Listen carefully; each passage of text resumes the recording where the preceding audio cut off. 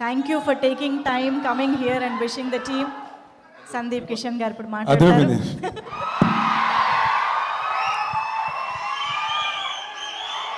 Thank you, love you. ఎవర్రా మీరంతా? Telugu cinema lovers, Karthi అన్న ఫ్యాన్స్. పొద్దున్న మీకు ఇంకా ఇప్పటికి ఇన్ఫర్మేషన్ వచ్చి ఉండదు. ఇవాళ మధ్యాహ్నం నేను కార్తీ అన్న ఒక ఇంటర్వ్యూ చేసాం, చాలా సరదాగా ఉండింది. చాలాసార్లు కార్తీ అన్న సిగ్గుపడ్డాడు. అప్పుడు చెప్పామన్నా, నీకు తెలుసో తెలియదో ప్రజెంట్ తెలుగు జెన్జీ సినిమా ఆడియన్స్కి నువ్వు పిచ్చ. అది వాళ్ళ గొప్పతనం ఏంటంటే మీమ్స్ ద్వారానో రీల్స్ ద్వారానో జెన్యున్గా కష్టపడి నిజాయితీగా తన పని చేసే వాళ్ళు ఎప్పుడూ వాళ్ళు గుర్తించి పట్టుకునే ఉంటున్నారు. గత 15 ఏళ్ళుగా వచ్చిన సినిమా హీరోలందరికీ నేను గత 15 ఏళ్ళు వచ్చాను కాబట్టి నన్ను ఇంక్లూడ్ చేసుకుని మా జనరేషన్ చెప్పుకుంటున్నా. మీరు కాలేజ్, యూజువలీ సినిమా ఇండస్ట్రీ ఒక కాలేజ్ అంటే మనం ఫస్ట్ ఇయర్లో చేరినప్పుడు అందరికి ఒక favourite most accessible 4th year senior ఉంటారు. ఎప్పుడన్నా ఈయన అడగొచ్చు, ఇవన్నీ ఏ పని ఎలా చేస్తున్నాడో చూడొచ్చు. అలాగా నాకు నా సెట్లో ఉన్న వాళ్ళందరికీ కూడా ఎప్పుడూ కార్తీ అన్న అవైలబుల్గా ఉన్నాడు. చాలా ఫ్రెండ్లీగా రీచ్ అవుట్ అయ్యాడు. నేను ఎప్పుడు తమిళ సినిమాలు చేసినా నాకు ఫస్ట్ పరిగెట్టుకు వచ్చి సపోర్ట్ చేసేది కార్తీ అన్నే. నాకు లోపల కూడా చిన్న కోరిక ఏంటంటే మనం తెలుగు వాళ్ళం కార్తీ అన్నని అంతలా యాక్సెప్ట్ చేసుకున్నాం. అలా ఒక తెలుగు వాడిని నేను తమిళ్లో యాక్సెప్ట్ అవ్వలేనా అన్నని ఇన్స్పైర్ చేసింది కూడా కార్తీ అన్నే. మామూలుగా గత 15 ఏళ్ళలో మీరు ఏ హీరోని చూసినా కూడా వాళ్ళు నేను ఇలాంటి సినిమా చేయాలనుకుంటున్నాను 3 సినిమా చెప్తే అందులో ఒక సినిమా తప్పకుండా కార్తీ అన్నది ఉంటుంది.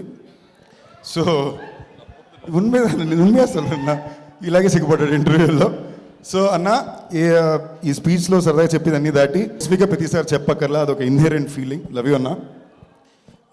నలన్ కుమారస్వామి, ఆయన గురించి తప్పకుండా చెప్పాలి. చాలా యునీక్ ఫిల్మ్ మేకర్ అండి.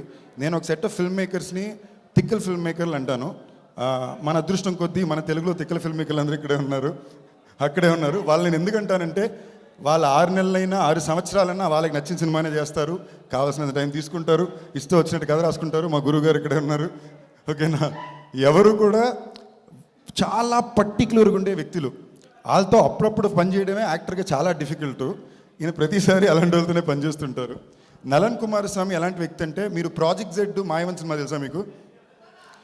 ఈ మాయవన్ సినిమాకి అతనే డైలాగులు రాశాడు. అతని డైలాగ్ బీట్ అర్థం అవడం ఎంత కష్టం అంటే, ఫస్ట్ 4 రోజులు మేము 360 degrees కొడుతున్నాం కెమెరా. అంటే అన్ని యాంగిల్లో అన్ని సీన్లు తీస్తున్నాం. తర్వాత ఆయన ఎక్స్ప్లెయిన్ చేశాక మాకు అర్థమైంది.